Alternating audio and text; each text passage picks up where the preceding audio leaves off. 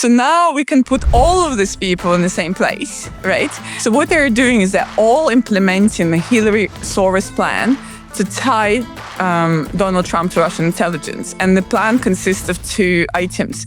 One is to demonize him and his campaign in the media by tying him to Putin. And secondly is to start a formal FBI investigation.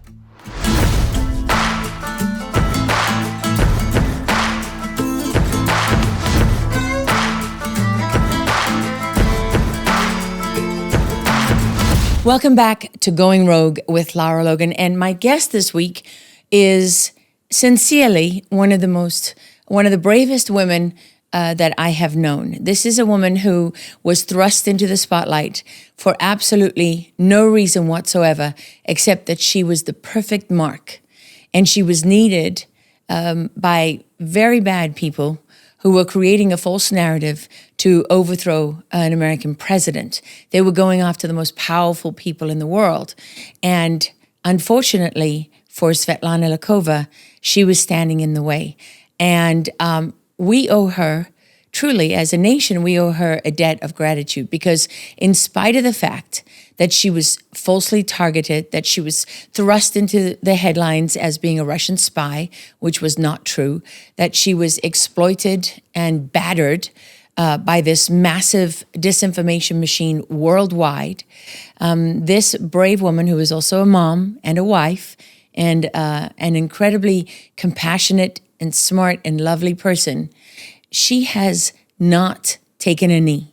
In spite of everything they have done to her, she has stood strong. She has maintained her position on the battlefield. She has been consistent. I have been following her for years.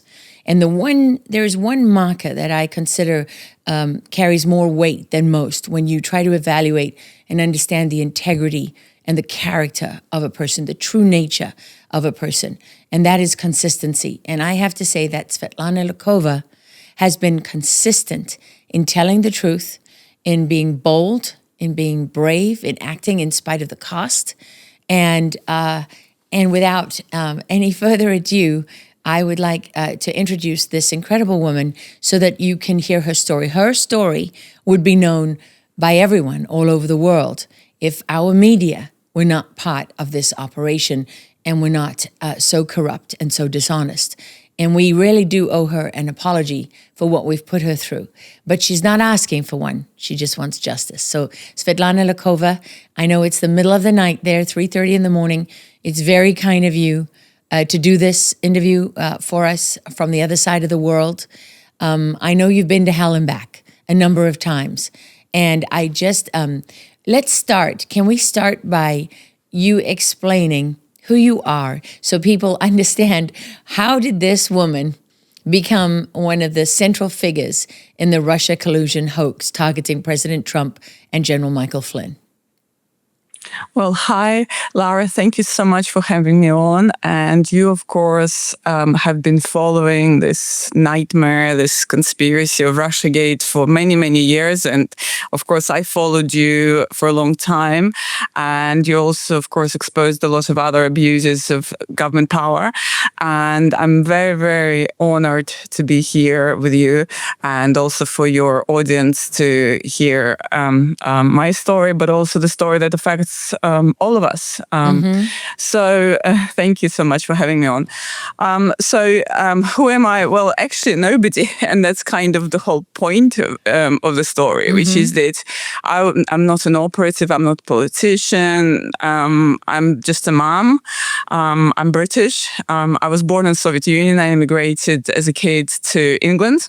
And I'm a relatively unknown academic. I was blessed to be able to study and later do my PhD and teach at University of Cambridge, one of the top universities in the world, in a relatively obscure subject. So very important for me academically, but something you kind of most likely never heard of, which is 1930s Soviet history.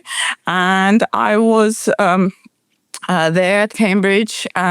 And in 2014, head of Defense Intelligence Agency, then under President Obama, visited Cambridge, General Flynn, and attended a dinner. And I was one of the people at the dinner. And that was it. That was the dinner. Many years. Svetlana, sorry to interrupt you, but so that we put it in context for people, that was the famous dinner hosted by the former head of MI6, which is really kind of like the CIA in the UK. And this gentleman had this dinner at his home. Michael Flynn, who was then head of the Defense Intelligence Agency, the DIA, under President Obama, was one of the guests.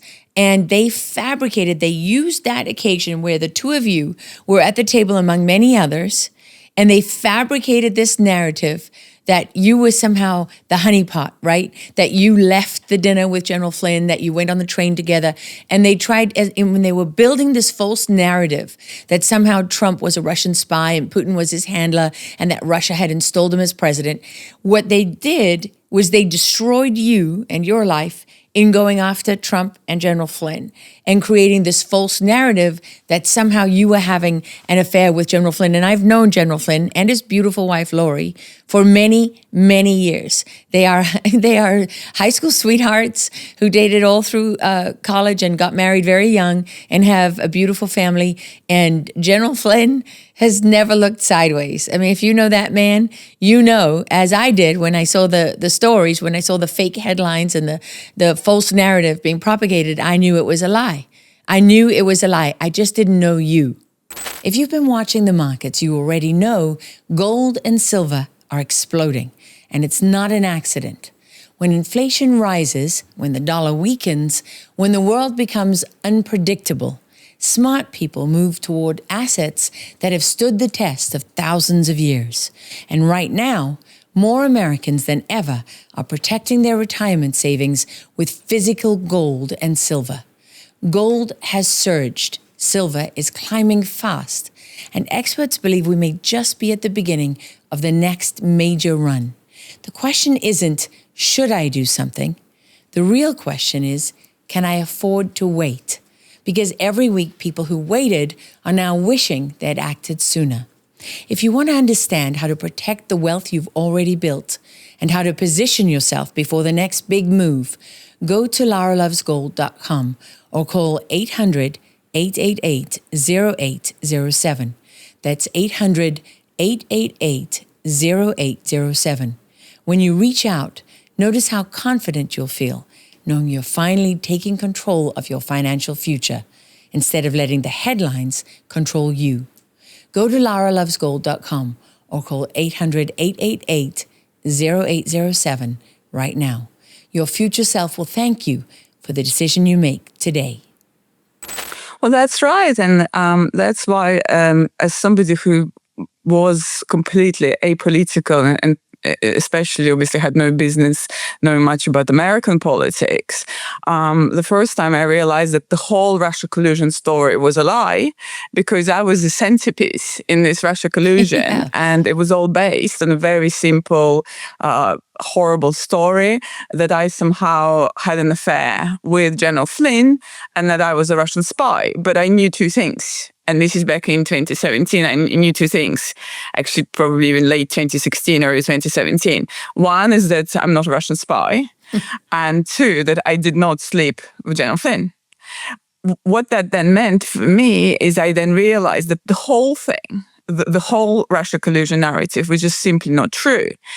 And now, of course, there have been a number of investigations, and now people have, found out what I knew from the very beginning. And yes, I'm academically very accomplished, but you don't have to be a genius to know the whole story was a lie. And there was a lie designed to legitimize a democratically elected president, to get American people to believe that he wasn't actually elected by them, but he was installed by a foreign power. And therefore, it's okay to unleash the whole national security apparatus against him. And can you take us through that dinner? What really happened versus what they said?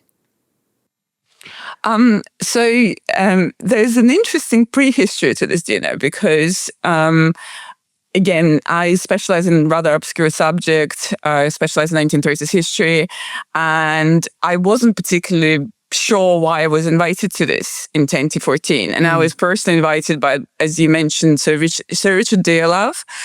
He used to be a former head of MI6, as you say, British CIA, and he became a master of a Cambridge college, master's like a principal. And he invited me along with other people. And the second person who was involved in this invitation was Professor Christopher Andrew. And he was my history professor, somebody I've known since I was a kid, so since I was 18. And he was also involved in inviting me to this dinner. And, because the University of Cambridge is a prestigious organization, Yes. People do come and visit it. So on its face, to me at the time, it wasn't particularly suspicious. But looking back at it now, I mean, I didn't actually know, obviously, heard of Donald Trump, heard of CIA and the FBI, but I haven't even heard of the Defense Intelligence Agency. I mean, it exists, right? But it's not something I've been familiar with. Sure. I haven't heard name Michael Flynn. So it wasn't particularly clear to me why would I be needed, to attend this dinner. Like, how are you relevant? Here you are, this person at Cambridge, right? You're teaching 1930s Soviet history. And now the principal of the school, Sir Richard Dearlove, former head of MI6, and your friend, your history professor, who you've known all your life, they're like, Svetlana, come on over to this highly prestigious dinner, right? With an American figure who is running the Defense Intelligence Agency of the United States. I mean, that's not the average invitation. While the global financial elite has been secretly accumulating wealth through cryptocurrency, ordinary Americans have been systematically excluded. So today, I want to tell you about BlockTrust IRA. They're bringing crypto wealth to everyday people using advanced AI technology that breaks the stranglehold of the hidden powers who control our financial system. I've partnered with BlockTrust IRA because I believe there's an intentional barrier between regular people and financial independence, and it's created by those who don't want to share what you're entitled to. BlockTrust IRA has a powerful trading platform, Animus AI, and it works 24/7, analyzing market data and executing advanced crypto strategies beyond the simple buy and hold. It exposes the lie that regular people like us should just sit and hold, while hedge fund elites trade with sophisticated algorithms. That's why their system was named the #1 crypto technology platform by Bitcoin Magazine, and it beat out over 1,500 global competitors. So whether you're a teacher or a truck driver or a small business owner or a retiree, and you're watching manipulated markets erode your 401k, BlockTrust IRA's Animus AI arms you with the same tools insiders use against financial tyranny. Clients are seeing over 250% returns on their investments, protected by military-grade security and up to $200 million in insurance against interference. Don't wait. Visit LaraLoganCrypto.com to join the financial revolution, fighting back against the hidden powers keeping you dependent on their failing system. For a limited time, they're offering viewers up to $2,500 in bonus crypto when you open an account. Crypto created 80,000 new millionaires just last year. Why not you? Visit LaraLoganCrypto.com. That's LaraLoganCrypto.com for financial freedom. No, and one is obviously he's very high-ranking person, but the second thing, it just wasn't my particular field of expertise, right? There was not much I could add to the conversation. The way it was explained to me is they were inviting sort of the best and brightest to show off to the DIA. But anyway, that what was the invitation was. I later heard, and this is something that perhaps needs to be investigated, or maybe has been already, but needs to be made public, that perhaps this was being used in 2014 when General Flynn was railroaded out of the Defense Intelligence Agency. That was one of the things. That's what something that Devin Nunes, who investigated this, he suggested. That was used by people like John Brennan, the former CIA director, by people like Jim Clapper, who was General Flynn's boss at the time. Perhaps they already used that story back in 2014, the manufactured story about me and General Flynn, in order to railroad him out of the Defense Intelligence Agency. And as it happened, he retired voluntarily. And so obviously the story sort of died well, they there forced and him then. out. But they forced him out. Presumably, right. But presumably it stayed in the files. And it looks from just what people who investigated it are saying openly, is that they just recycled that much later. They took a pre-existing story about General Flynn and me, and then from 2014, and they recycled it in 2016 in order to, because it was already in the files, in order to make it look and like we had, again, like we had an affair, but this time it became even more significant because they were alleging that President Trump, or rather candidate Trump at that point, was colluding with Russia. But there was no Trump-Russia collusion. So they had to manufacture that. And you will recall that the whole Trump-Russia collusion story was based on contacts between senior people in the Trump campaign and members of Russian intelligence. So in order for their story to work, they had to, who was the most senior person in the Trump campaign? General Flynn. So they had to make him into the Russian spy for their story to work out. Yes, that's right. And so they resurrected this this old hit job, right? That somehow at this dinner, and presumably the link with you is that you came from the former Soviet Union. That's where you were born as, and you came to Britain from there, and that also you have this speciality in your academic studies of 1930s Soviet history. So they use this circumstantial information to create a false tie. And then what did they say happened at the dinner? Yes. So what happened was, well, first of all, it kind of didn't really matter.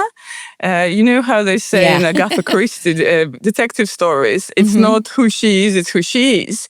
So who I actually was, it didn't matter. The fact that they took my name, they took my identity, it's like identity theft, right? And attached a completely different story, completely manufactured story.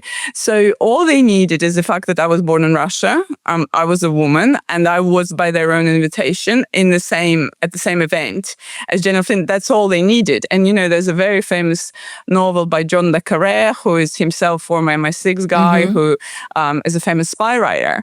And in a novel called The Spy Who Came In From the Cold, they set up their own operative. And one of the things they do is they create this notional affair with this woman.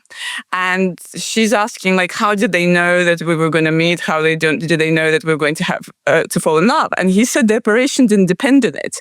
So as it happened, those people in the novel had a relationship. It didn't matter because he said they just needed to put us into the room together. And then they can make up any story they like, that there was affair, was infatuation, or the very presence of me and General Flynn in the same room was enough for your intelligence services and our intelligence services, the UK intelligence services, to manufacture whatever they like. And then what they did is they classified the files.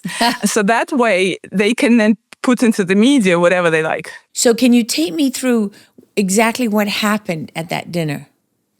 Yes, and I think that's very important because this was actually a subject of investigation by Special Counsel Durham, and they went through with me all the steps. So I had to go through all my emails of the night and just, ask people who were there, for their recollections. We have a relatively good picture. So all the events happened in 2014, but because it's so important for historic purposes and hopefully for investigatory purposes, we were able to reconstruct the events.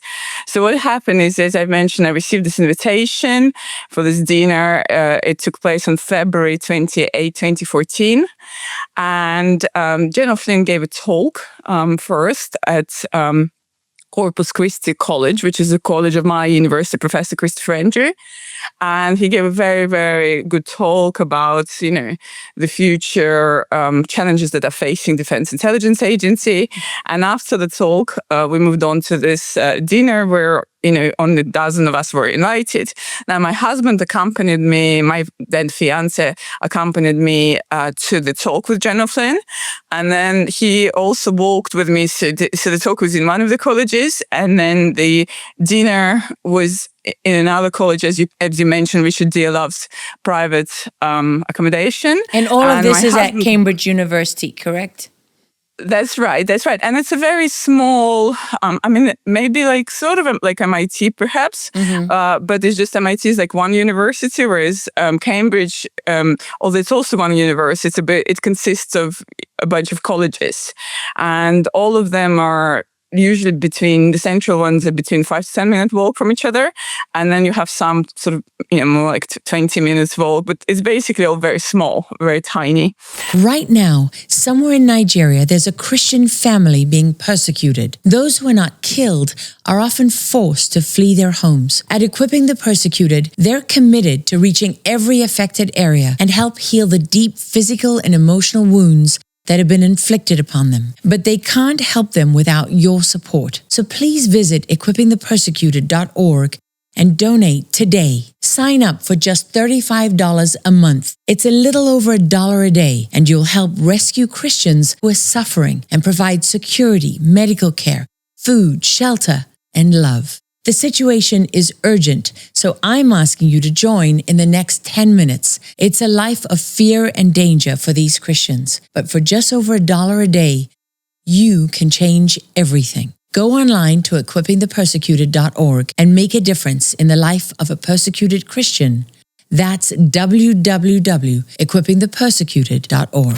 And so we all walked from, we meaning myself, my husband, and another member of the seminar. We walked from the location of the talk by General Flynn to the location of this dinner, which was about 5-10 minutes walk. But then there is another 5 minutes because it's quite big, big grounds. And you'll see why it matters later, because remember, all this information or rather misinformation is up in the FBI files.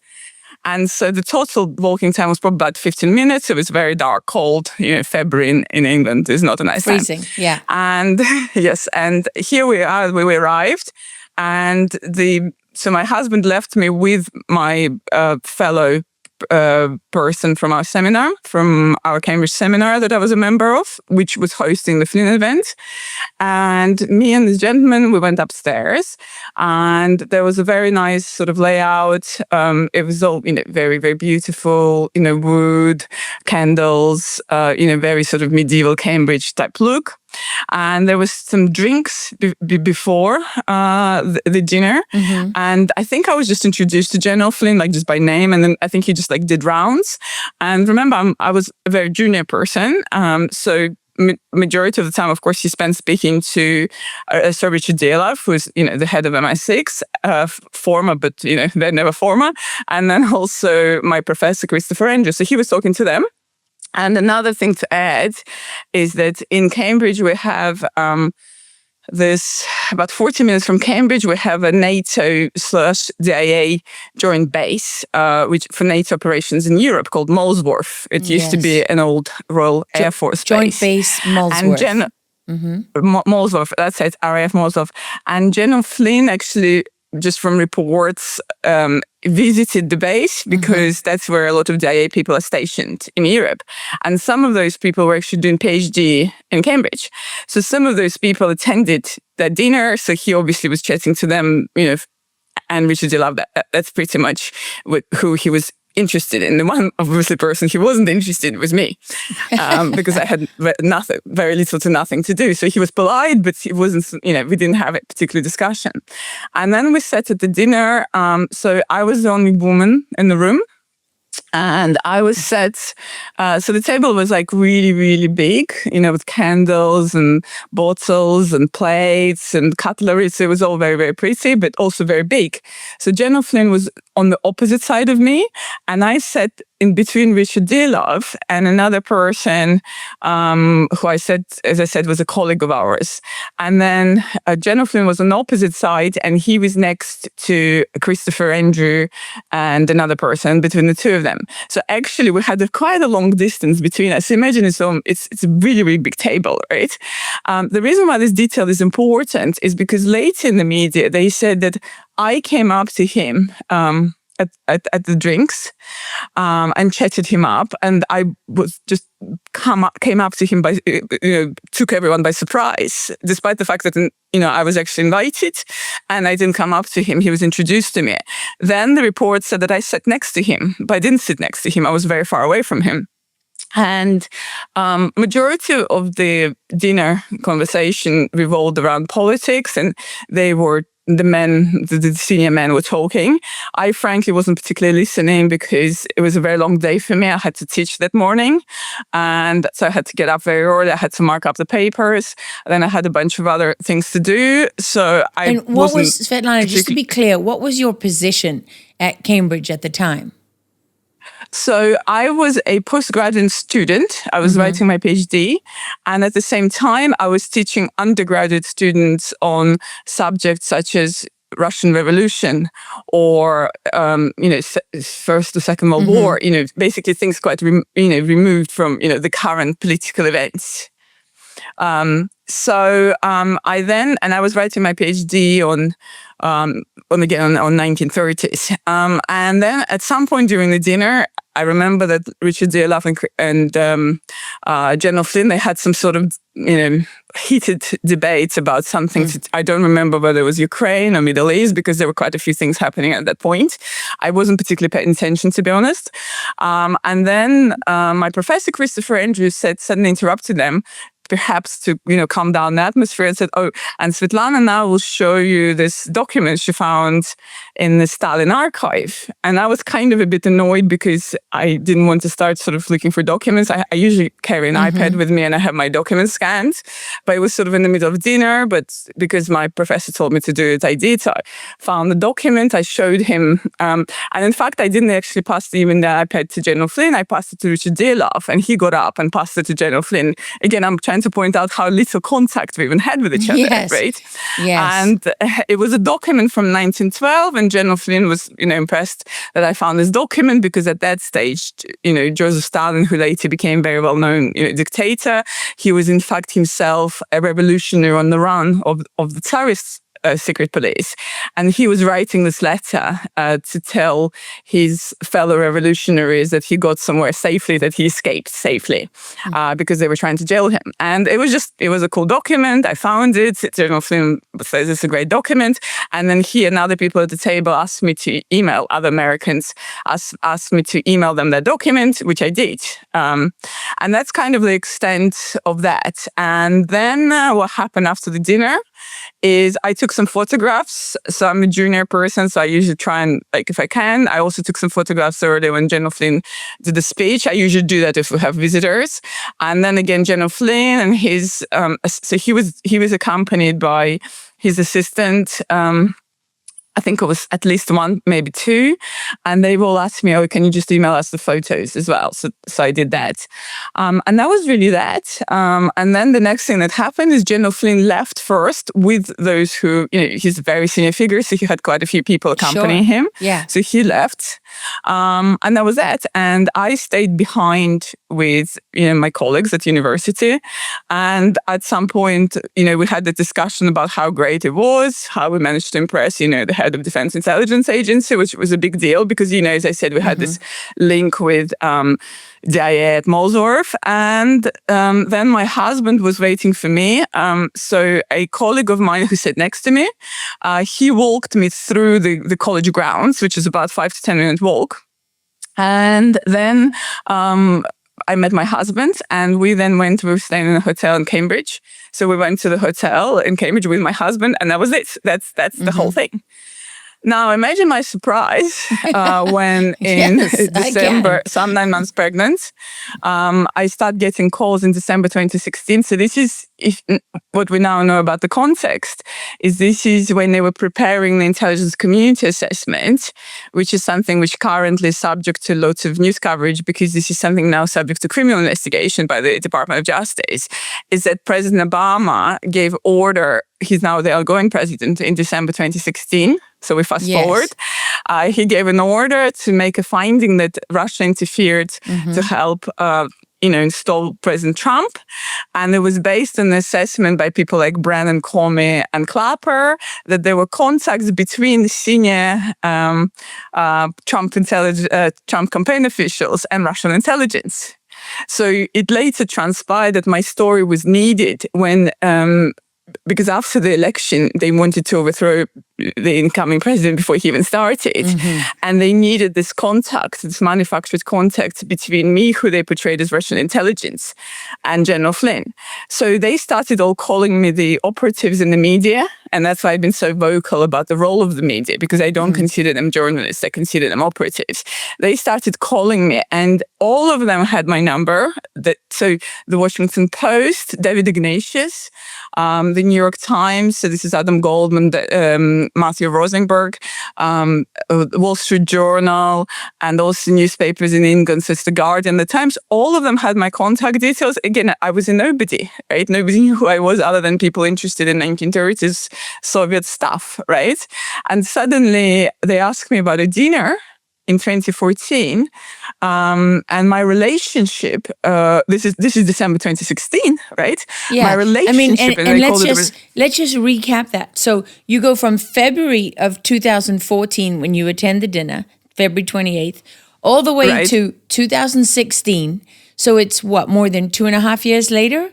Right, almost 3 because it's end of 16. Almost 3 years later, you have since you're married. You're pregnant. How many months pregnant?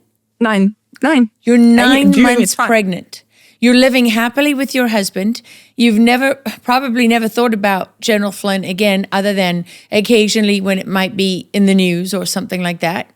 And suddenly you have this slew of reporters from these major publications who all have your contact information, your name, who all know about this, and now they want to press you on the details of your affair with General Michael Flynn, which is completely and utterly fabricated. That's right. And they start in December 16. I had no idea what was going on. I was very naive. And remember, I'm not even known in the United Kingdom, right? Yes. Let alone in the United States. Yes. So who was able to organize all of this? This is a huge operation, right? And so in the UK, we have quite strict. So for the first people who came was the chief reporter of the Times of London, and the Times of London is our paper of record. It's very serious stuff, and I initially thought it was just some sort of joke. Then it wasn't very funny, right? Because I'm 9 months pregnant, and I don't particularly want to be known as a Russian spy, who goes around having affairs with US top advisor to the incoming president. So we threatened with litigation, and they wouldn't publish the story. Then the FT, the Financial Times in London, published a story, and this is somebody who's going to come into the picture, in a very big way. Somebody called Stefan Halper, who was this American professor. Stefan Halper, he appeared the spy. On the record, right? And I will tell you in a minute. And the traitor. He's going to become. He's actually a CIA and FBI operative, and he appeared on the record saying that the seminar that General Flynn attended was penetrated by Cambridge. So Cambridge seminar was penetrated by the Kremlin. And that Halper resigned from a seminar in protest, and now our parliament was going to investigate this. None of that is true, but they put that story out on December 15, 2016, which is precisely the date when they changed the intelligence community assessment. Right, like I said, President Obama ordered it to change to say that basically nothing happened, that the elections were fine and legitimate, into that President Trump was installed by Russia, and that there were these contacts between Russian intelligence and Trump campaign advisors. And then the next thing that happens is I get more and more of these approaches, and especially when General Flynn is forced to leave the Trump administration. Yes. And my own professor, this is Professor Andrew, who I've known since I was 18, so this is for like 20 years. He writes an article in the Times, Sunday Times, saying that General Flynn showed attentions to me. Wow. Saying that he invited me to go to Moscow with him. None of it is true. And I contacted him and I asked, like, why did you do that? And can you withdraw this, please? He was at the dinner. He knows nothing happened. Yeah. And he refused, and he said that somebody pressurized him. But we now found out, and I posted about that recently, we now find out that, in fact, he wasn't. So although he's a history professor, in fact, at the time when he wrote this article, he was a serving MI5 officer. MI5 is our version of FBI in the UK. And there are not that many. It's a very senior position. So my history professor is somebody I've known since I was a teenager, and I know his family, right? I stayed over at his place with his, I know his wife, I know his grandkids, kids, and everyone. He came to visit me, and he knows my husband. He knows my whole family. So somebody I've known for many, many years was actually serving within the UK intelligence community. And so he wrote that article as part of this, and then it transpired that he's a close friend of David Ignatius, and David Ignatius was the man who leaked, as you will recall, famously this conversation that General Flynn had with the Russian ambassador, and then David Ignatius flew to England to meet me. And I've just had a baby. And my professor is trying to get me to meet David Ignatius to discuss my relationship with General Flynn. And I said, are you out of your mind? And, people knew at the time I had a very difficult childbirth. I lost a lot of blood, and I was, it was horrible. And, I survived, but, I wasn't in a good state at all. Yes. And I found I didn't know that at that point, right, that there was some kind of operation, right? I didn't know that. I was very naive at the time. I wasn't aware of American politics. But what I did know, it was completely inappropriate and wrong. Sure. That suddenly all these people were trying to imply this really bad things. And Svetlana, so my husband, let me stop you there for one moment. What were you telling these reporters when they were calling you to ask about this? What were you saying to them? So what happened is we consulted lawyers, because initially we were just going to ignore them. Yeah. And the lawyers suggested that we can't just ignore them. Again, remember, we didn't know it was an operation, but we knew that this is very dangerous, right? Because I'm basically being accused of being a traitor. I'm accused of, performing, basically, having affairs on behalf of a foreign power with senior US intelligence officials, right? So there was a very serious accusation. And so the lawyers recommended that we respond. Mm-hmm. But I wasn't in a position to respond because my doctors were telling me I shouldn't, right? Because I was recuperating. Sure. And all of this is with a new baby. This is my only child, right? She was like 2 weeks old.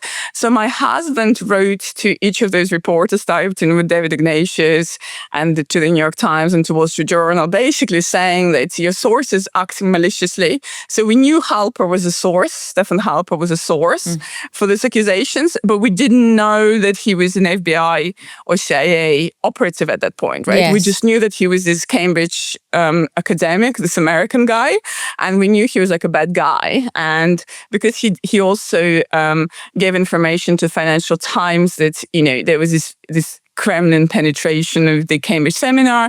So we figured he and people confirmed to us, the journalists confirmed to us that he was the source for the stories. So we said that, I never met General Flynn. I only met General Flynn once. I've never had an affair with General Flynn. I never met General Flynn after this one dinner to which I was invited to. And that I've never been alone with him at all. And that this is, and obviously I'm not a Russian spy, and that, their source is acting maliciously. And we sent all of this response to all of the publications. And what was very interesting is I think they didn't expect a pushback, right? Mm-hmm. And then we threatened litigation. So although it's very difficult to sue in the United States, as you know, but at least we said, look, if you're going to continue spreading this, you're going to face consequences.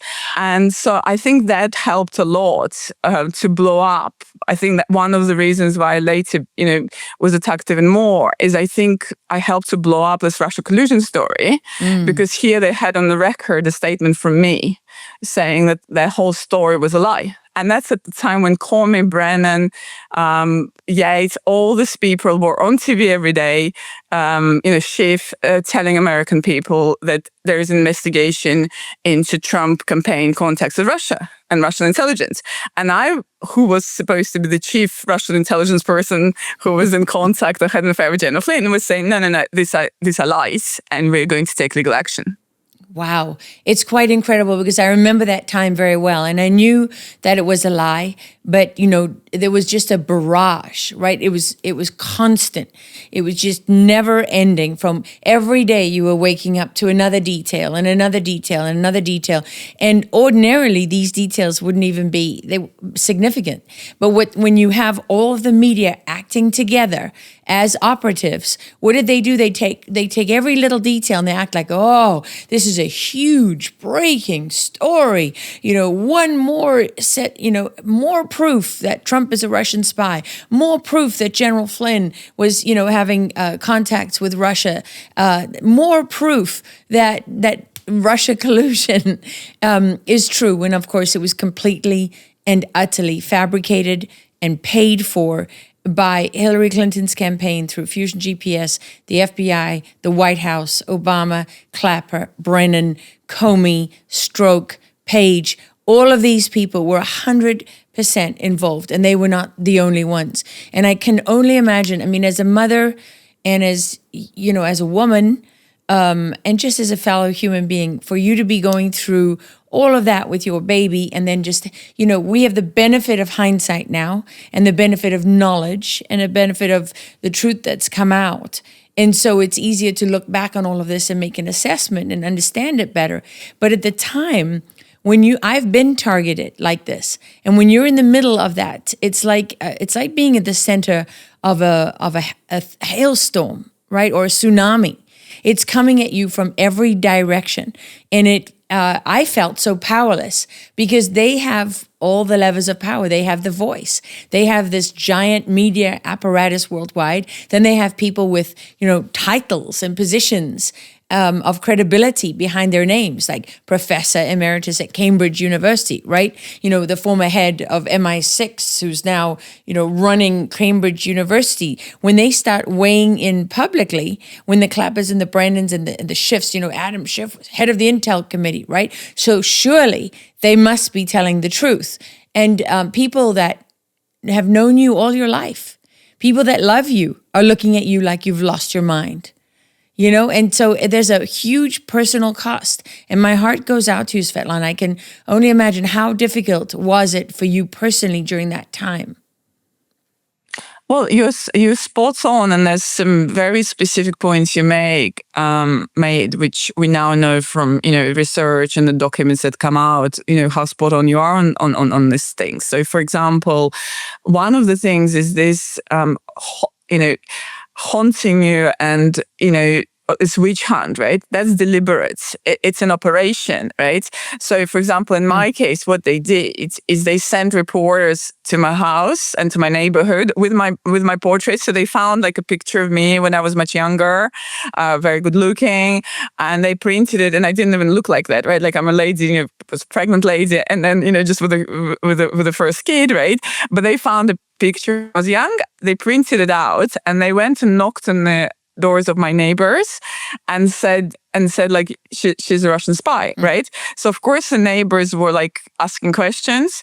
Then we started receiving credible threats to our home address, and the Metropolitan Police had to be involved. And the advice of the Metropolitan Police was, we can't do anything unless something happens to you. And of course we don't want that to happen, so they advised us to move. So we had to change locations like numerous times, because basically I realized at that point that I'm on my own. Nobody's going to help me. Wow. The authorities are not going to help me, because they needed me to disappear. They needed me to, basically, they needed something bad to happen to me. Yes. Right? So that, because I was shouting, so imagine Comey, Brennan, and all these people on TV saying that Flynn was compromised, he's a traitor, because they had to take somebody who's completely squeaky Flynn, a patriot, a hero, right? Who never took any money, who was not engaged in drugs, sex, or anything like that. And they had to construct a narrative, rewrite his whole life in order to make people believe that indeed he betrayed his country. So do you remember when famously the judge said, you were sitting there, in the American flag behind you whilst you're betraying your country? They had to, I'm a historian, I know what they needed to do. They needed to write his history, the false history of how he became a traitor, right? Because otherwise people couldn't believe, somebody who was prepared to give his life for his country. Why would he go work for the Russians, right? So they needed to persuade people of that. So it was a very complicated and sophisticated operation. Yes, because otherwise people, they wouldn't believe it, right? I mean, they just wouldn't believe it because it doesn't make sense. No.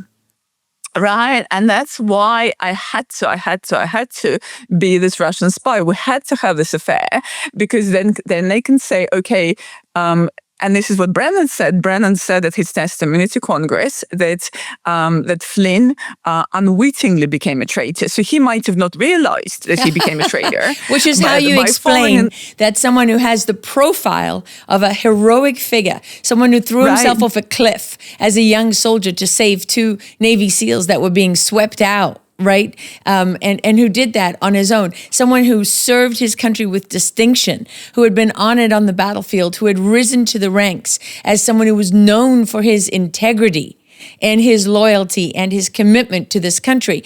Now, if you're going to turn that person into a traitor, you have to show, oh, look, he cheated on his wife. He's not really the good guy, right? He's actually a bad guy. Oh, and by the way, how do you explain away all those contacts with the Russians? Because really, as the head of the DIA, it was his job to have contacts with the intelligence services in every country on earth. Well, how do you turn those into something that go from something logical and reasonable into something that is believable? You take somebody like you and you absolutely destroy that person in building this completely false narrative. And that's why the media is so complicit in this, because they needed to verify each other. They needed to, for this fake story to suddenly be embedded in the public consciousness, right? Like one day he's a war hero who went and, killed all the terrorists and, got rid of all the bad guys and did anything, everything he could for his country. And now he's a traitor, right? You had to keep repeating it. It has to come as what you made a very important point. All the people that they presented, who am I, right? I'm a nobody. Nobody was believing what I was saying. I'm some girl from England, right? Was born in Soviet Union. On the other hand, as you say, you have director of the CIA, you have head of MI6, you have director of AB, and they all repeat and repeat. And you have New York Times, and and they repeat the same story over and over again until it becomes true. This is Goebbels, right? This is a classic propaganda. Classic Goebbels, yes. If you just keep telling the lie over and over again, eventually people will believe it. Right. And it's also the figures in authority, the figures of respect. This is what's so scary about it. I think you made a very important point. It could only work if it would be figures of respectability. And so it's their word against mine, right? And so that's why, but even then, my voice was still getting through. And that's why they needed to attack me so badly. That's why they needed to, cause for me to receive all these threats. They wanted me to go into hiding and shut up because I kept, I joined social media and, we're very lucky, even back when Twitter was still something, in 2017, I was able to go on social media and say, these are lies. And people started listening to me, right? I was able to start telling my story. And so they escalated all these operations against me, not because I'm somebody important, but because they needed to silence me, right? As you pointed out, what happened to you, people start listening to the truth. American people, they know the truth when they hear it. That's right. And then the doubt about the government propaganda starts, feeding into their heads, thinking, hang on a second, that I should trust this person, listen to what they have to say. So they need to destroy that person. And they want need to break destroy you. me. They want to break you so that you will go away and their false narrative will be the only narrative that exists. Right. And that's why I had everything from, very bad threats, that the police took seriously, into things like, like, for example, even David Ignatius was saying, oh, we can perhaps, if you basically, say something about General Flynn, maybe we can help you with your book career, as an author. So they were bribing me. Right. Then we had other person. Are you serious? Yeah. He put me in contact with his publisher and said, let's see what we can do. But I have to tell the truth. I'm not particularly sort of brave person, but I could only tell the truth. I couldn't shut up. It's just not my character, right? And then also, so Matt Rosenberg, and so he admitted that he worked for John Brennan. He told it to people, and he said that if I'm going to continue, sorry. I need you to say that again one more time. Matt Rosenberg, the journalist. The New York Times journalist, yes, he admitted that the hit on General Flynn was on direct orders of John Brennan.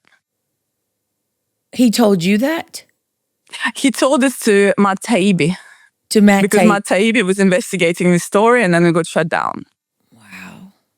That, that makes me nauseous. And we have emails about that because, and funnily enough, so later, not funnily, but it's also proven by the fact that Rosenberg also got caught by Project Veritas, where he said that he's receiving leaks from very senior people in the CIA. So he repeated it. But he specifically said that he was ordered by John Brennan.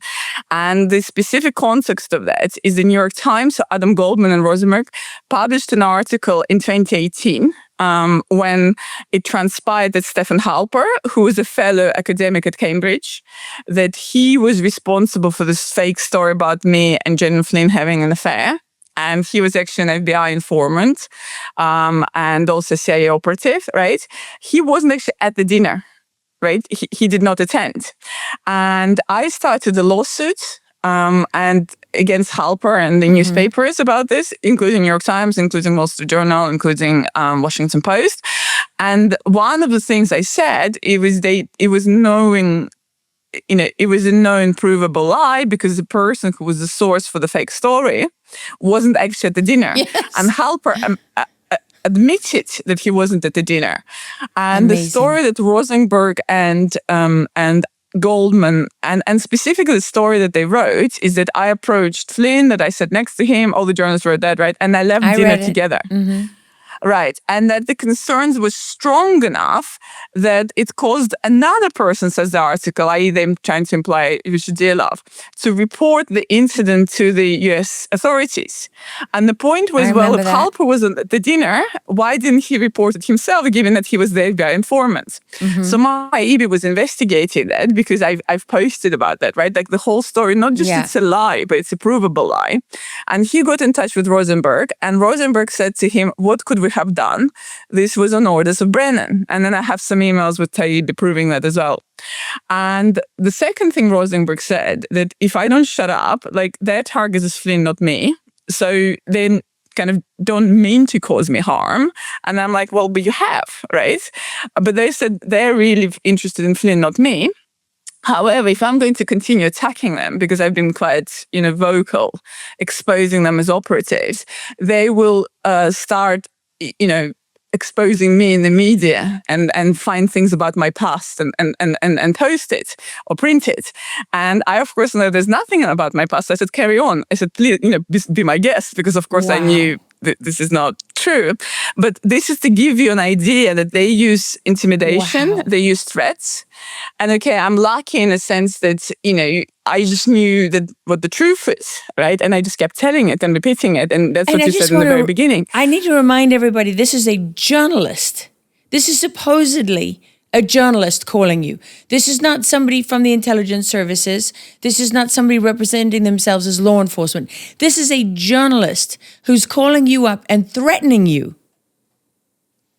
And Lara, this is why what you said in the beginning, where we talked about how it was financed. And as you rightly point out, that, it was financed by Fusion GPS and Hillary campaign. But also remember that both Fusion GPS and Hillary campaign were also financed by George Soros and Reid Hoffman. Of course. And then when Reid Hillary Hoffman lost from the LinkedIn. election, right? They came Another back worthless and they person. financed the 2017 efforts against President Trump as Yes. well, because Fusion GPS and Christopher Steele got rehired by Reid Hoffman and by George Soros. So this is, I'm telling you what it's like to be on the receiving end, right? As a mom, as a regular girl living in Cambridge, just in a complete shock. But we, of course, now know that this was a serious Soros-run Hoffman operation involving the intelligence community. And that has been continuing for the last 9 years. Or 10 years. And I was just at the beginning, I was just the first target, but they kept repeating it exactly in the same way.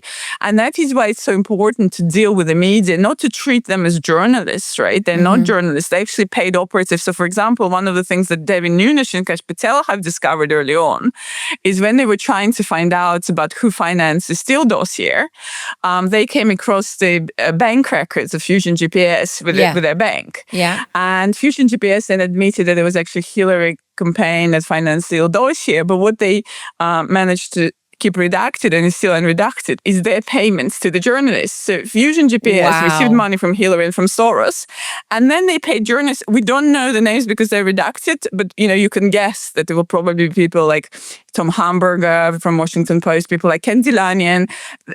These people were, through this dark money, of which, Fusion GPS is one of those groups, they were being financed. And also vice versa, the newspapers were actually paying Fusion GPS for stories as well. So this is not some thing that happened because, I don't know, people hated Flynn, for example, right? This is a highly sophisticated, serious operation because President Trump, then candidate Trump, represented a risk to these globalist elites. And they organized, this color revolution that you and I post about so much that's happening in front of our eyes today. Well, it started back in 15, 16. Even when he was still a candidate, they were doing exactly the same things. We didn't know them. And that's where, the Durham investigation found this Hillary plan, and it's going to be in the news quite a bit, where they needed to stop Trump. The globalists needed to stop Trump from coming into power. They devised the plan, and Jake Sullivan was involved in this plan, whose wife is Maggie Goodlander, who is one of the people in the video. Maggie Goodlander, just to remind people, she's one of the seditious six, right? Who made that video that is really an affront. I mean, it's really ordering every military person to defy the UCMJ, the United States Military Code of Justice, and to commit a crime. That's what they're doing. And they're committing a crime and doing it. That's right. Yeah. But all of that, exactly. But this is why this story is so important, that, what happened to me is horrible and personally devastating. But the reason why everyone needs to study the story is because these are exactly the same people and they're doing exactly the same things. It's just that they're escalating because they know that perhaps maybe there's going to be justice finally, because obviously there's, currently in the news that there might be, trials soon in Florida, and these people are panicking. That's why they're behaving this way. But they started it. They just could not allow this globalist elites. They all united. There was this horrible combination of, Hillary Clinton, Barack Obama, anti-Trump Republicans like John McCain. You had the media, you had the Lincoln CIA, Project, Midas Touch, all these organizations that are just created to assassinate Trump on a daily basis. Right. And they're just continuing, but they're just escalating what they've been doing for the last decade. So that's why the story never ended. This color revolution. It's also why the conspiracy never ended. I mean, people talk about statute of limitations, but all of these actions, if you look at a RICO case, right, which looks at all the different elements of this is unrestricted warfare. And if you look at all those different elements, none of this has ended.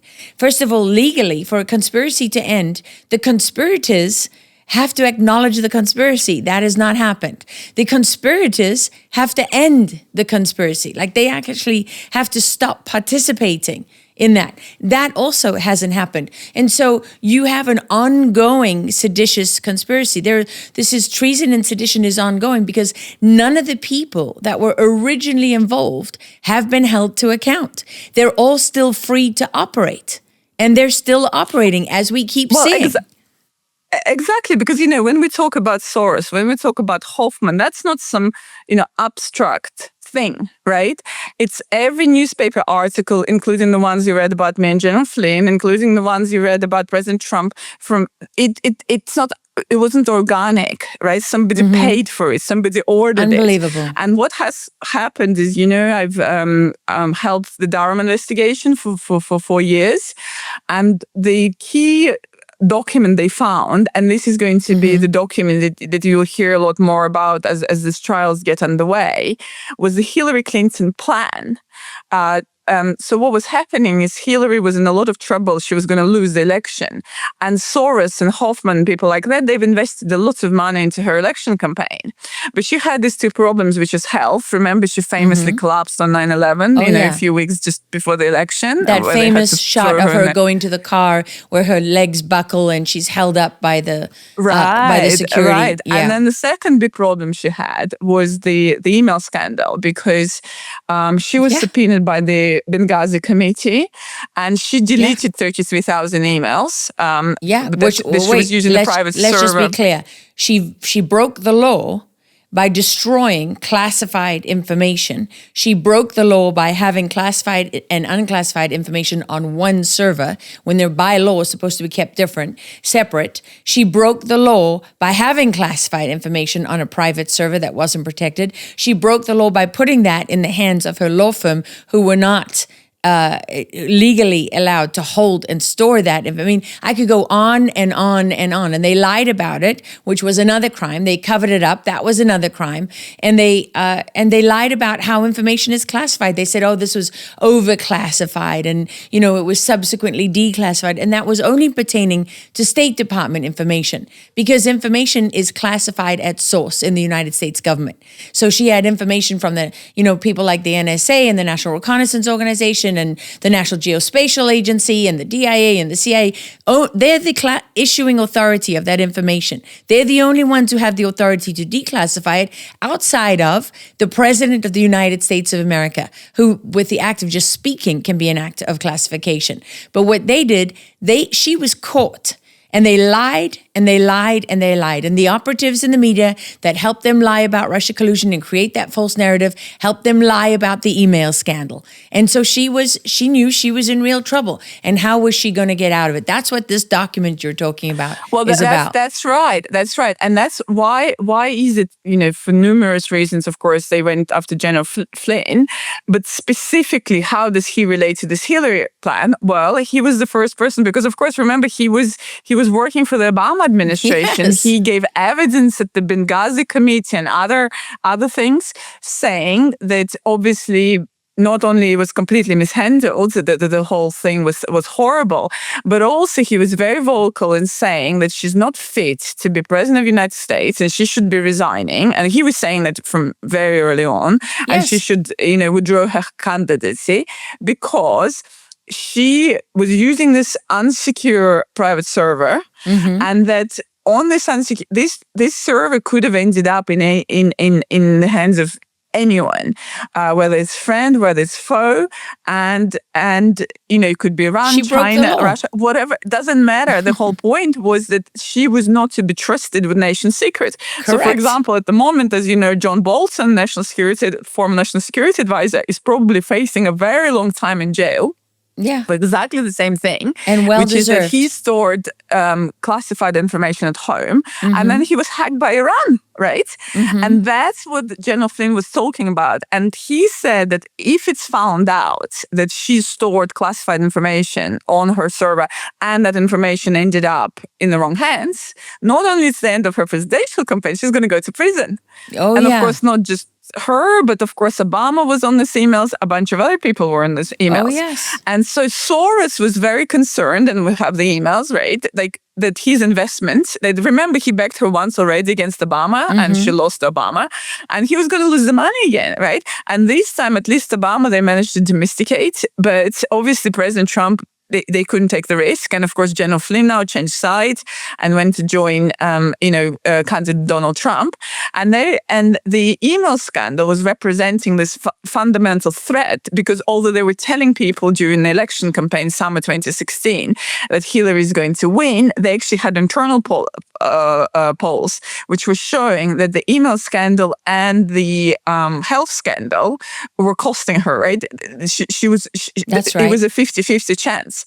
And so what happened is, we're going back to now Cambridge University, is in July 2016, a group gathered at Cambridge University. So the whole university is on holidays, but you probably, because you've been covering it for a while, that all these operatives, they use conferences, they use university as a cover. They use academia itself as a cover, right? Think tanks and, all of these institutes and policy institutes and universities, they're all a cover for their operations.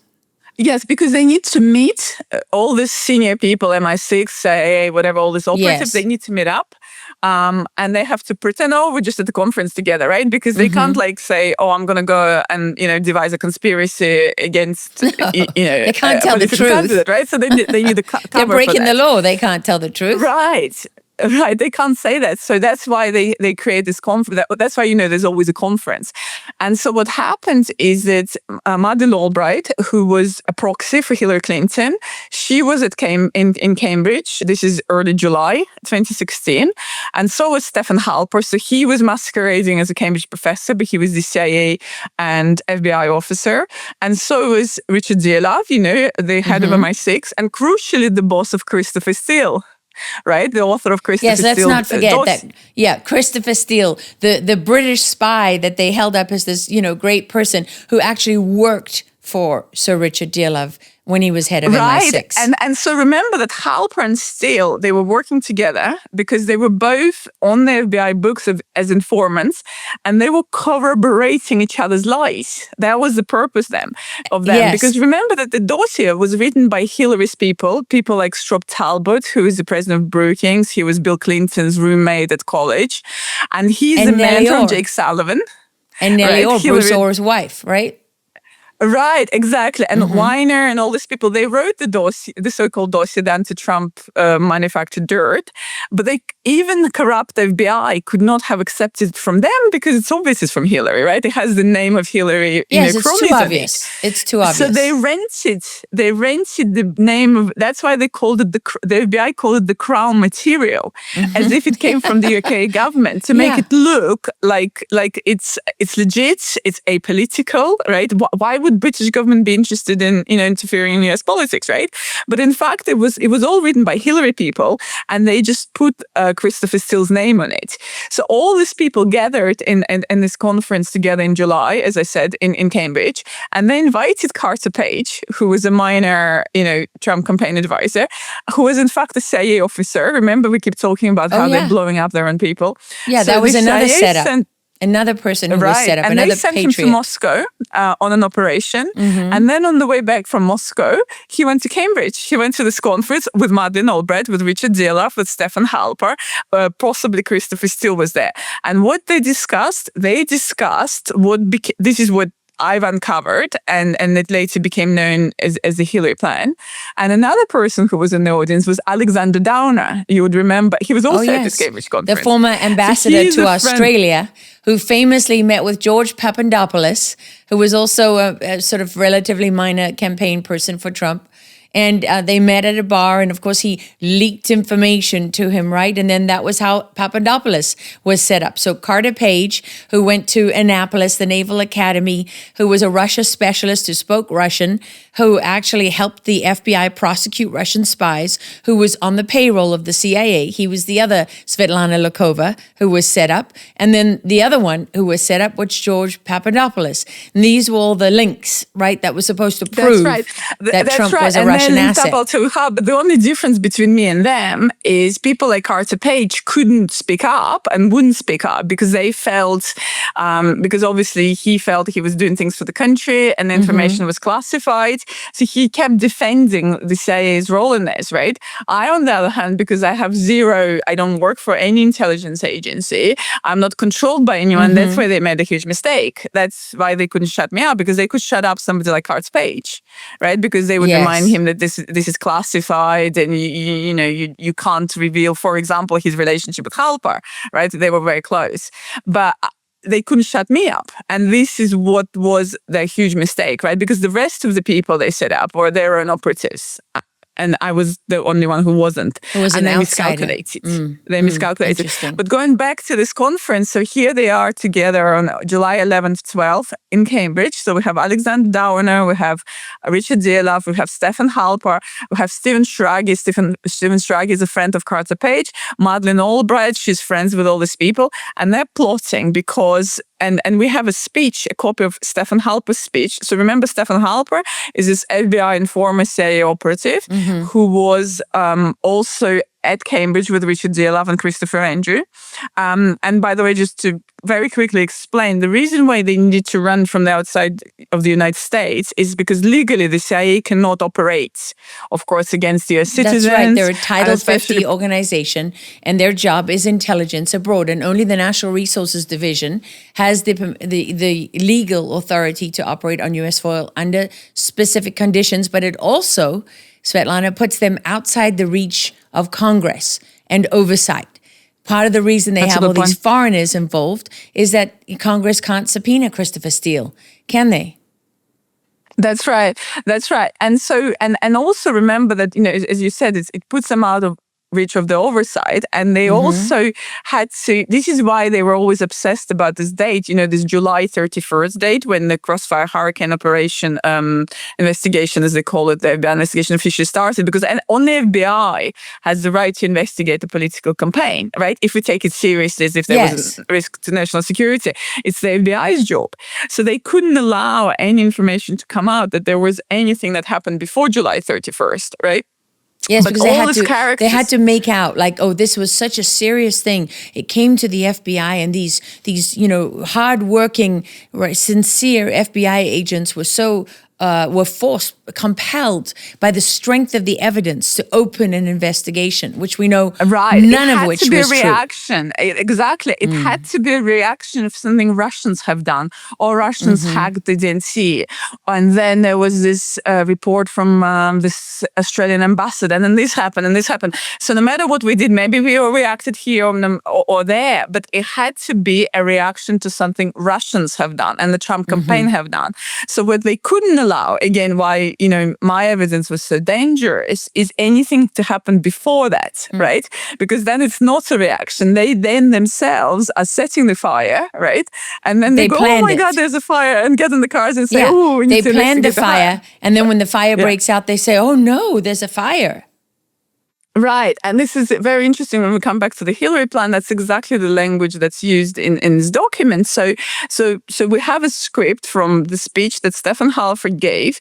And he said that the US election is, this is in the presence of Madeleine Albright, who in a few days is going to introduce Hillary Clinton at her coronation. And he said that the election is too close to call. And Donald Trump is enjoying huge amounts of media coverage. And that Hillary campaign has these deficit meaning the health issue and of course the email issue. And if the media is going to continue focusing, positively on Donald Trump, then he will win the election. Halper says that in presence of Dielov, Albright, Downer, all these people on July 11, right? So this is July, August, September, October. So it's like 5 months before the election. But she's going to lose the election unless we do something, unless the media turns negatively on candidate Trump. And that becomes the origin of the Hillary plan. Because what happens next, hold the thought about 11th of July, only 2 weeks later, we now have an email of correspondence between Soros's sidekick and Julie Smith. So Julie Smith was, her mentor was Madeleine Albright. So Julie Smith was Hillary Clinton foreign policy advisor, and she worked for and with Madeleine Albright and Jake Sullivan. Right? Wow. And Jake Sullivan was covering up for Hillary Clinton, through the Benghazi, through the email scandal, through every possible scandal. He was her foremost aide, right? And he was hoping that Hillary wins the election, and he gave interviews about that he was going to be the next president, right? Because obviously she was old and sick, and he wanted to become the next president, right? Like he's like a CIA deep state candidate. So what was happening is that Julie Smith writes an email to Soros's people because Soros is concerned. And they said, don't worry, we're going to fix it. Hillary has approved the plan. This is July 26. Hillary approved the plan to distract from her email scandal. And the way we're going to do it is first, we're going to demonize Donald Trump in the media and link him to Putin. Right? That's the first stuff. And the second part of the plan is, and then the FBI will pour the oil on the fire, i.e. by starting the investigation. Now, those boards were written to Soros by the Hillary people on July 26. Brennan briefs Obama and Comey on the next day. Then after Brennan's meeting with Obama, on the 28th of July, he meets with Comey and Clapper. And on 31st of July, Comey opens Crossfire Hurricane. So Crossfire Hurricane is the implementation of the Hillary Clinton plan to link Donald Trump to Russia to distract from her email scandal. And they open this investigation based on the word of Alexander Downer, who was present at this Cambridge meeting. This is how sophisticated the operation is. But they wrote it all down. And he goes to see a Clinton person in London, not the FBI, but Clinton person in London, on July 26th, on the same day that Hillary Clinton approves and signs off on this plan with Soros. They approve the plan and the financing of the plan. July 26th, Downer goes to the US Embassy in London. Who's running the US Embassy in London on the intelligence community side? Gina Haspel. Wow. Gina Haspel works for Brennan. Another She's the head of the London station. So now you have Gina Haspel, Alexander Downer, and the Hillary State Department person in the same place on July 26th, on the day that they approved the plan. And then and let's just remind people that Gina Haspel later became the director of the CIA under Trump in his first term. Pompeo. And told by Pompeo. Right. And they were running these operations against Donald Trump from at least July 2016, probably even earlier, right? So let's go through that list again for people. So at present at the embassy in London were Gina Haspel, who later becomes head of the CIA, and Alexander Downer, the former ambassador to Australia. Yeah, so he's an Australian ambassador, but I mean, not to Australia, the Australian ambassador to the US. So he's, I forget the word, it's another word for ambassador, but anyway, so he's Australian ambassador, but he was also deputy prime minister. And what's very important is he has access to Five Eyes intelligence, right? So he's an intelligence guy, right? Both as deputy prime minister and also as the ambassador, he can read the Five Eyes intelligence. Yes, and we just need to explain. Five Eyes intelligence is very significant. For people who don't know, it goes back to the Second World War with the U.S. and its allies, which were Australia, New Zealand, the UK, and Canada, along with the United States. These five nations have an agreement to share intelligence at a special level. And this is absolutely critical to everything that happened to Trump, because they used all of these listening stations and all of these, the physical infrastructure that was set up for Five Eyes intelligence was turned against the American people and against Donald Trump. And it played, the Five Eyes intelligence sharing played a critical role in this entire operation. That's right. But another very interesting point you previously made, you know how they were trying to avoid congressional oversight? Mm-hmm. So all these people, these foreigners, so this is England, Australia, and other countries who participated in these operations against Donald Trump, they're from Five Eyes countries, and they know the proper formal channels of, if their concerns were genuine, they were supposed to go for the formal channels. So, for example, Downer was not supposed to go and see Elizabeth Dibble, who was a State Department friend of Hillary Clinton. Clinton. He was supposed to go and report it through the correct channels in Australia, and then Australians were supposed to report it to the US government, right? But they didn't do it that way. Why didn't they do it this way? Is to avoid, this is what Devin Nunes found, is that to avoid congressional oversight. Because had there been a formal Five Eyes referral, then Five Eyes referral, he would get a document which would have a Five Eyes stamp on it.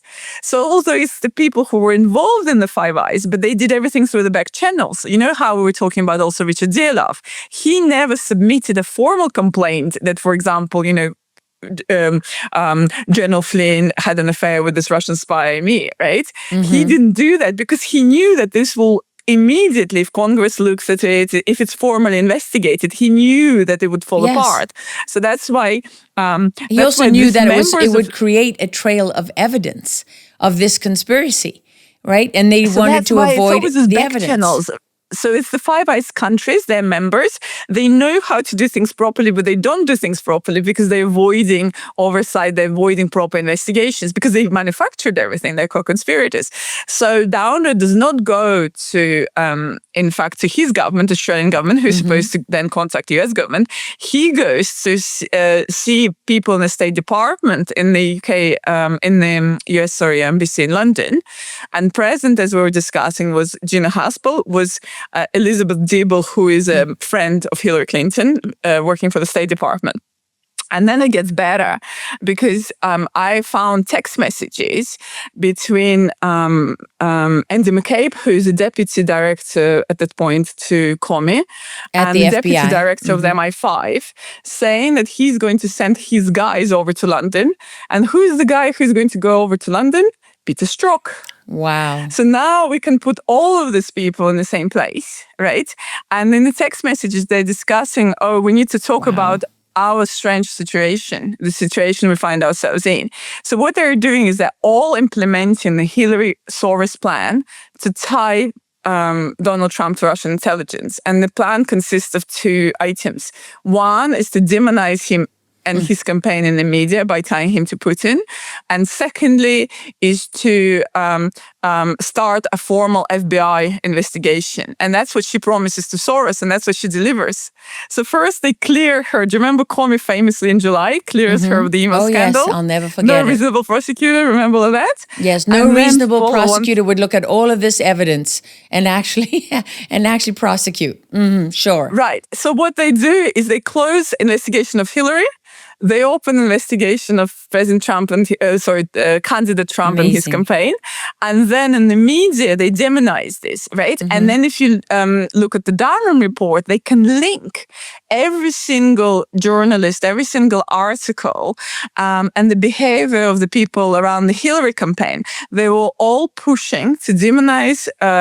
This is why they're not random articles. They were not there because people hate Trump. FBI opened an investigation not because Russia did something or Trump did something or said something or General Flynn did something, right? The reason why they did this, it was part of this conspiracy. They wrote down the conspiracy.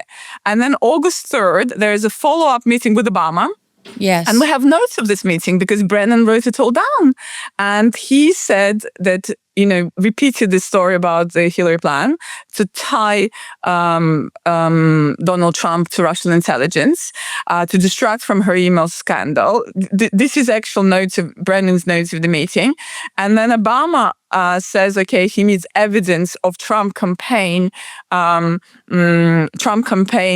contacts with Russia. Comey responds, unfortunately, the notes are still redacted, so I keep fighting to get them unredacted. They say I still haven't unredacted the Comey bit. However, we know that there are four bullet points, right? And there were 4 Trump advisors that they've opened an investigation. So do you remember the FBI opens a general umbrella investigation on July 31st, and then on July 10th, they open on Papadopoulos, Page, and Manafort. And then on August 16th, they open on General Flynn. And they opened on General Flynn on August 16th because on August 11th, Stefan Halper, who remember was at the conference in Cambridge and voiced the plan, which is to tie Donald Trump and his campaign to Russian intelligence, first through the media, second through the FBI. Stefan Halper meets with FBI agents and says that he was present at the dinner in Cambridge. Can't remember the date. Where he was not present. It was a lie. That was a lie. He was not present. Where a woman who he found suspicious, Lokhova, approached General Flynn, sat next to him, and then surprised everyone. And I'm quoting to you an actual FBI file, surprised everyone by jumping in a taxi with General Flynn, going to him with him to a train station in Cambridge, and then taking a train to London. Yes. Well, as I already said, when we went through for about 20 minutes the circumstances of this dinner, I couldn't have surprised anyone because the taxi stand is actually about 10 minutes walk from where the dinner took place through the college grounds. Again, he wasn't there, so he couldn't even make up a proper story, right? Because remember, it was never supposed to come out. And then how would they even know that you took a train to London? How would they know that? Right.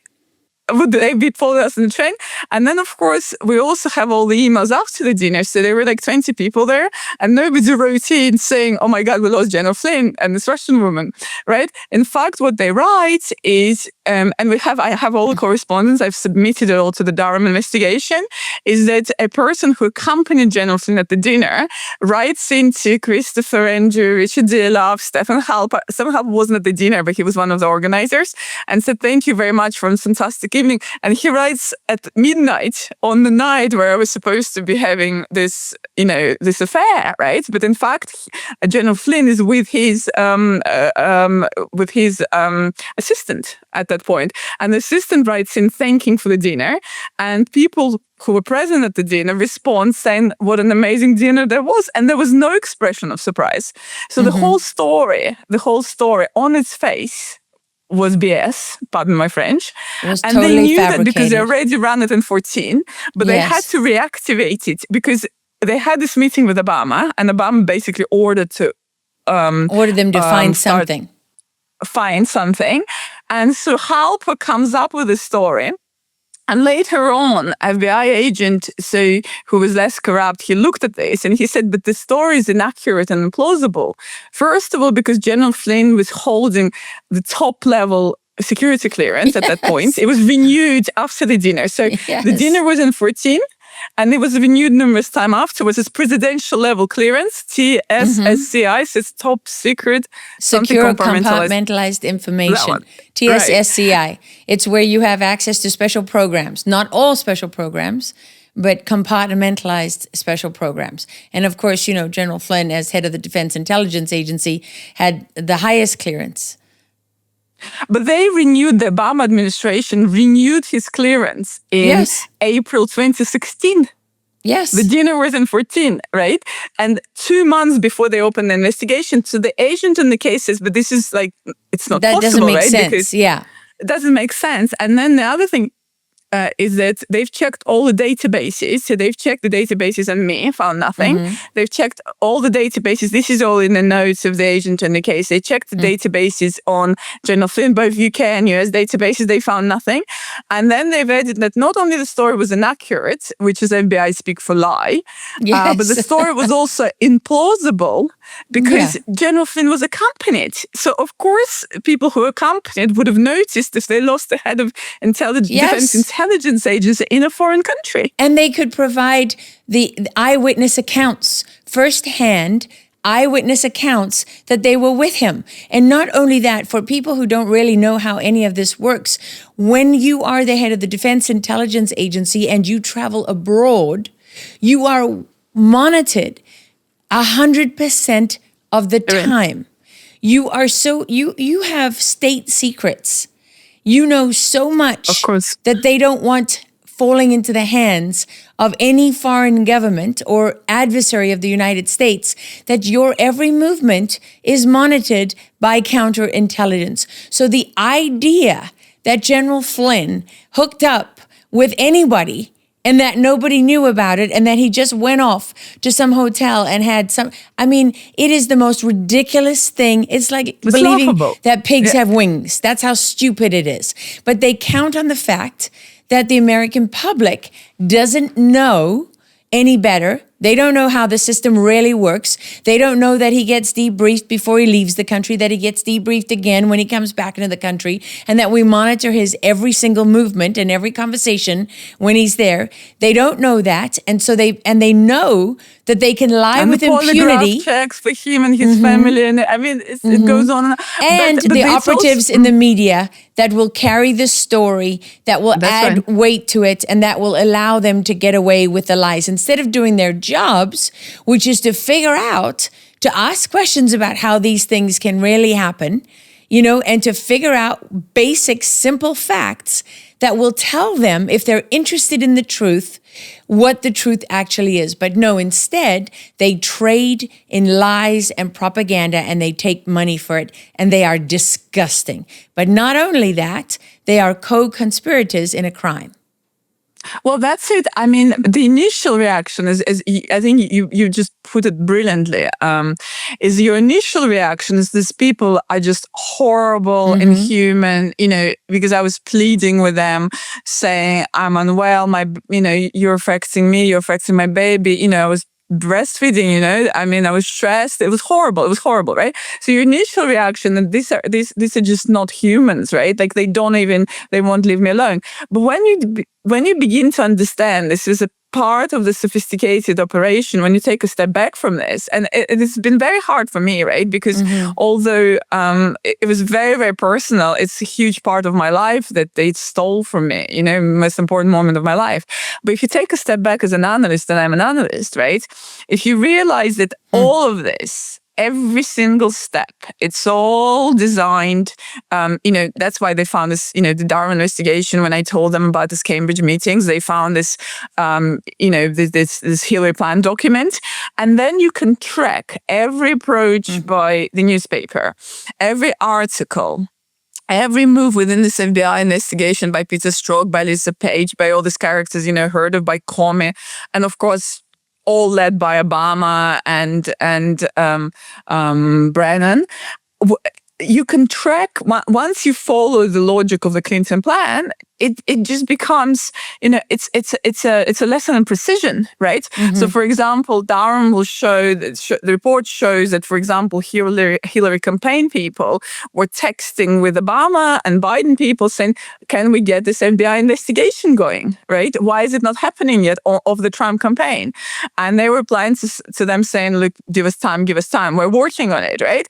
So all of this is documented. They were all, they're all lawyers, right? And it was just an operation. And so, for example, I obviously have very bad feelings towards Stefan Halper, who is the guy who lied about me. And then Christopher Steele, who is the one who confirmed the lies that we had an affair with General Flynn. But if you look at the big picture, they were just implementing the plan that was ordered initially by Hillary and Soros and later became the Obama plan. That's all they were doing. And once you understand that, you almost, I suppose, admire, their, level of how they of coordination. But you also become very, very scared, because then you realize it went on and on and on for many years. And here we are again with, Jake Sullivan, who was one of the people who was in charge of the plan implementation. We have Hillary Clinton the other day, on stage calling for, she just wants Trump to disappear and go away. And I take that kind of language very, very seriously coming from Hillary Clinton. We obviously have Obama visiting London recently. And obviously he has a lot to discuss with his people. And so once you realize that they are indeed all co-conspirators, then you become very afraid of what's happening today. And you just hope that people who are currently, the good people who are currently in charge are listening, watching all of this, and are going to take steps. Because I personally find it very, very concerning that this conspiracy is going on today. Well, does it bother you that the Trump administration has been in power almost a year and there's still been no arrests. No one's been charged. There's been no indictments. I mean, you talk repeatedly about the Durham investigation. Well, Durham investigated all of this for years. So all those people who are saying, well, it takes time to do a proper investigation, really? Really? Because you've had multiple committees in Congress who have looked at this, right? You've had more than enough time to figure out what has happened. You have the director of national intelligence, Tulsi Gabbard's people. They did a 5.5-month investigation into this, and they've handed all that information over to the FBI and to the Department of Justice, and still we're waiting. And waiting. Well, with regards to the Durham investigation, I think, I've been quite clear that I'm obviously very disappointed because I personally invested a lot of time and energy into this. Obviously, one thing that, I think that, AG Barr, Attorney General Barr, did us all no service at all when he prohibited Durham from going anywhere near Obama or Biden, investigating them. Yeah, well, that was part of the cover-up. I think that was basically the end of it. That was the cover-up. Because how can you investigate a conspiracy without investigating some of the Hillary? main conspirators? Some of the lead conspirators, right? I mean, it's ridiculous. It's like saying that you can solve a murder without looking at the murderer. No, you can't. And you know who was overseeing the Durham investigation? Maggie Goodlander. She was an assistant to Attorney General Garland, and he wasn't particularly with it. So the two people who ran things were Lisa Monaco, who was one of the Obama cronies, and Obama sisters or whatever you call her. And then the second person specifically in charge of the Durham investigation was Maggie Goodlander. Right, and she's the wife of Jake Sullivan, who is one of the seditious six. Right, and she's one, and Sullivan is one of the chief Russiagate guys who helped to implement the Hillary Clinton plan. So Durham people were interviewing Hillary, they were interviewing Jake Sullivan, they were interviewing the whole Hillary campaign and potentially pressing charges, whilst his wife was overseeing the Durham investigation. So if you know those facts, you then know that I'm surprised how far they got. So that's that. With regards to what's happening now. What I think the issue is that I think this administration is following the law. Unfortunately, the other side doesn't follow the law. So other side have written the rules, but they themselves don't follow the rules. As things stand, I think Kash Patel gave an interview, I think, a couple of days ago, saying that there's going to be more indictments coming for Comey. And of course, actually today, just whilst we were recording, I saw that there was a post by Norm Eisen. So he's one of the lawfare, architects of the whole thing. He's saying that Comey is going to be reindicted again. So that's good. That's a name that everybody should know. Norm Eisen, all these people, Norm Eisen, Lisa Monaco, Maggie Goodlander, Jake Sullivan. These are all co-conspirators in this seditious conspiracy. They've all betrayed their country. They're traitors. That's right. And so what's happening is, one of the things we found is that the judges in Virginia and Washington, they kill these cases. So, FBI can bring cases, so they investigate the cases and they refer to them to the DOJ. And at this glacial pace that glacial is a good way to describe feature of the bureaucracies. And, I'm not in their shoes, so I can't really criticize them because, I have no idea how long things take. So from my perspective, there's a very, I want swift justice, right? Justice needs to be seen to be done, and justice delayed is justice denied, right? These are my two favorite phrases. So from my perspective, as the target of this, as the victim of it, of course, I want this justice to be quick. And I don't understand why it's taking so long. But on the other hand, I'm not a lawyer. I don't know why, but here it is. But then even when they do bring the cases, so for example, this indictment of Comey, that's unprecedented, that's historic. There is an amazing work by obviously the FBI and the DOJ, because we never had in our history, in Western history, a situation where the head of FBI has ever been indicted. So that's huge. That's amazing coup. Yeah, but we've had in our recent history where a former president was indicted. Right. So they set, because again, there's only one side that plays by the rules, right? So one side, and they had to make up crimes in order for that to happen.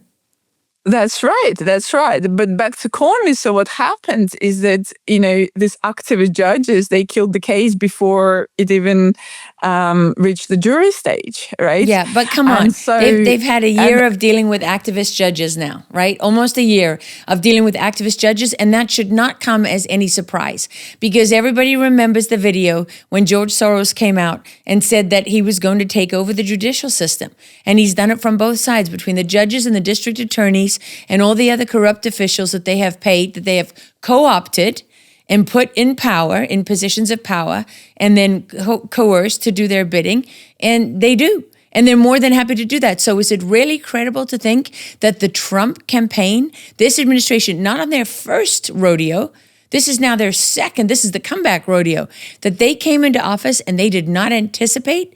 You remember what happened right in the beginning of the first Trump presidency when he put forward that ban on people coming from certain countries, so many of them Islamic countries, that they put a temporary pause on immigration so they could address national security issues, and that got overturned immediately. So none of this should have come as a surprise to anybody. Yes, Lara, do you know by whom? So this was a judge in my case. It was, I took all these people we talked about, so all the newspapers, John Brennan, I took all these people to court back in 19.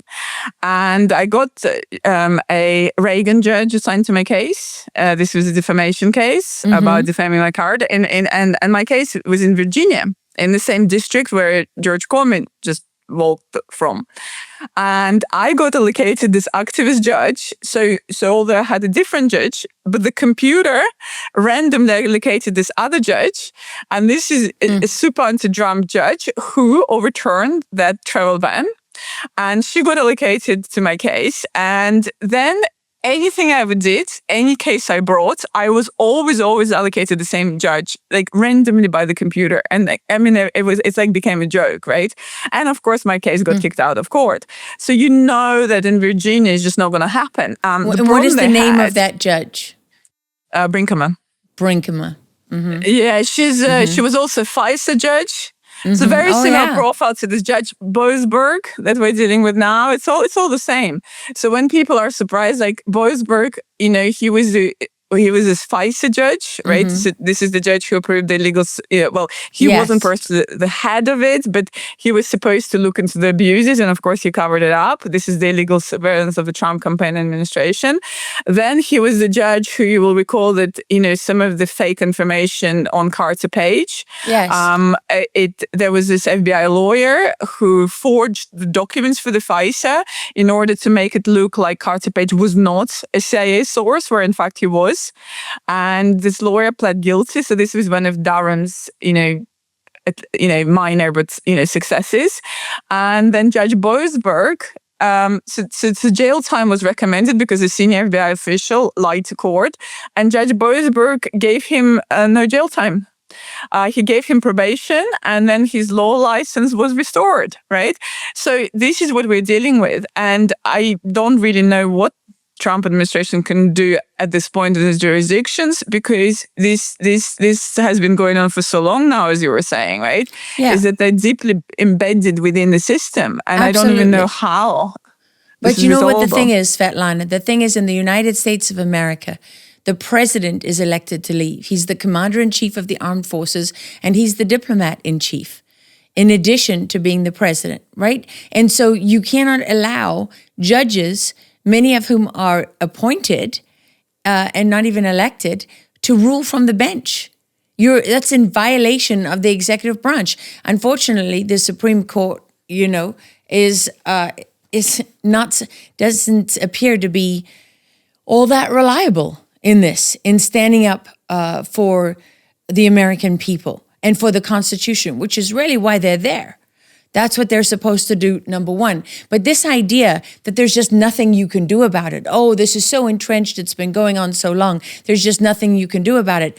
That is designed to get people to give up. That's designed to get people not to even try. I mean, I think they're trying. I think that, what they're saying not is hard enough. They're still there. They're still there. I think Judge Boasberg is only now facing articles of Yeah. impeachment. Why? Why only now? Why is it taking so long? You only have a certain amount of time.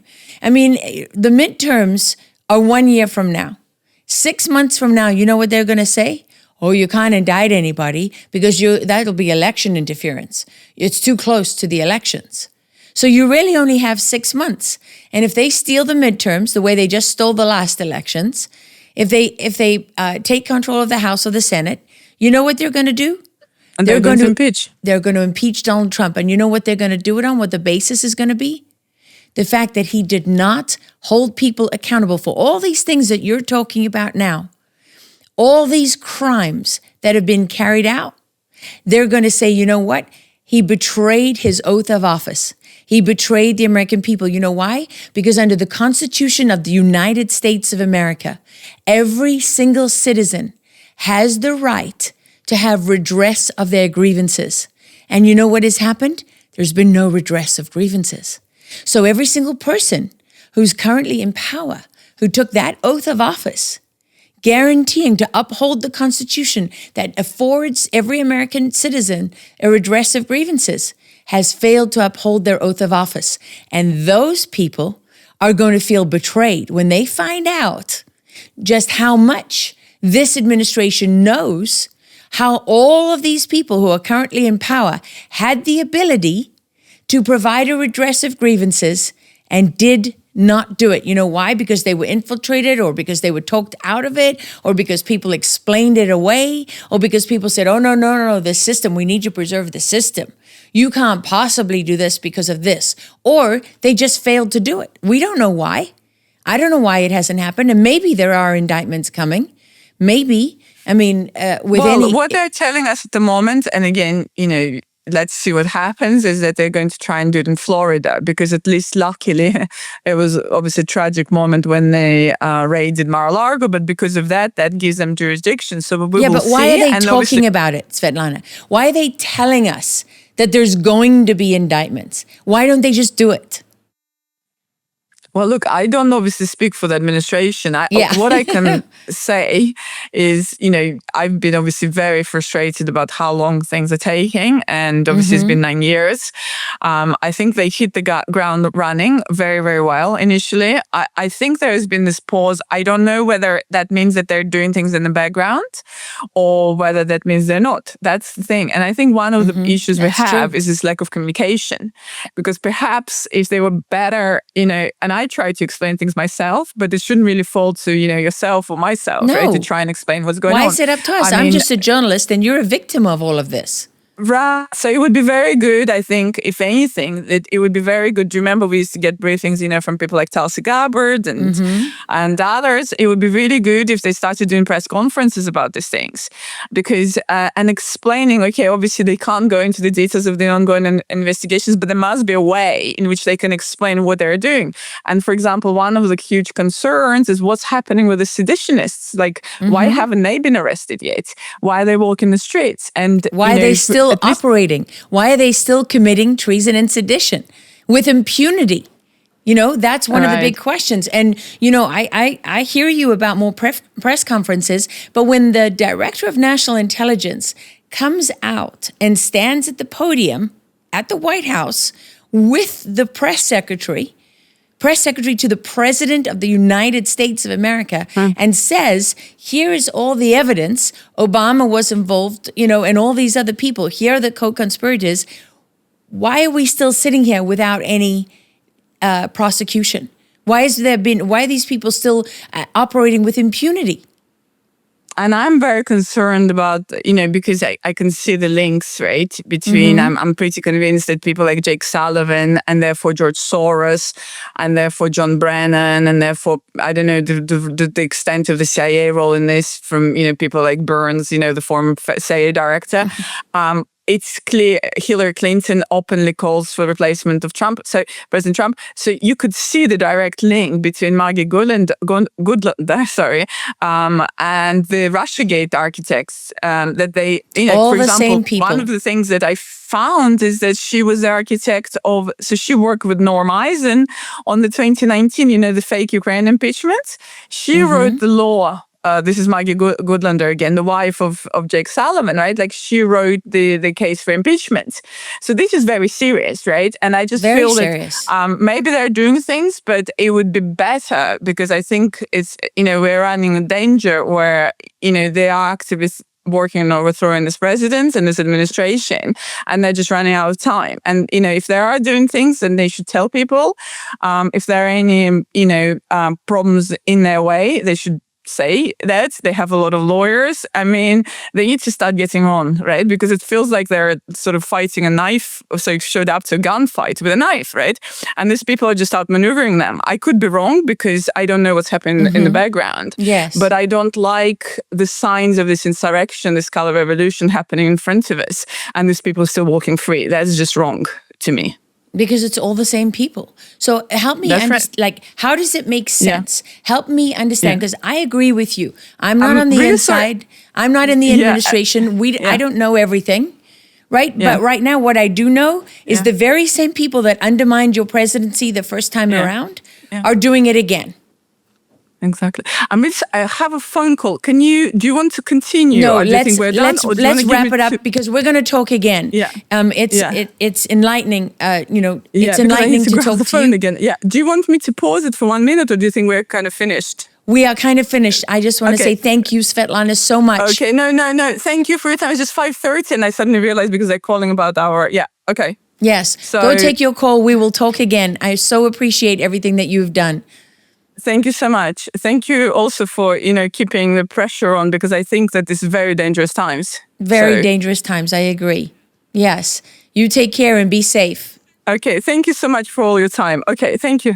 Okay. Okay. So we had to let Svetlana go and take her phone call. She's been very patient with us and generous with her time. This was a very important episode. This is something that I have followed for so many years. It was personally very hard for me watching this unfold, knowing and understanding as a journalist that I could see the setup. I could see it happening in real time, but my voice was drowned out. Who was I? I was nobody. I was nothing. I was just somebody trying to tell the truth. And you're up against all these other newspaper organizations and media organizations and my own organization, CBS News at the time, that didn't want to hear the truth at all. So incredibly frustrating now to see the truth come out and that these people are still denying that this is happening. In fact, these journalists that kept this lie going for so long, some of them were given Pulitzer Prizes, the highest awards in print journalism, and they still have those prizes. And that's why, these award organizations are just disgraceful. They've also participated in maintaining this lie. And I just want to remind people that none of them have come out and apologized to the American people. None of them have come out and said we were wrong about every single thing. None of them have come out and said we were lied to and we lied to you. Why?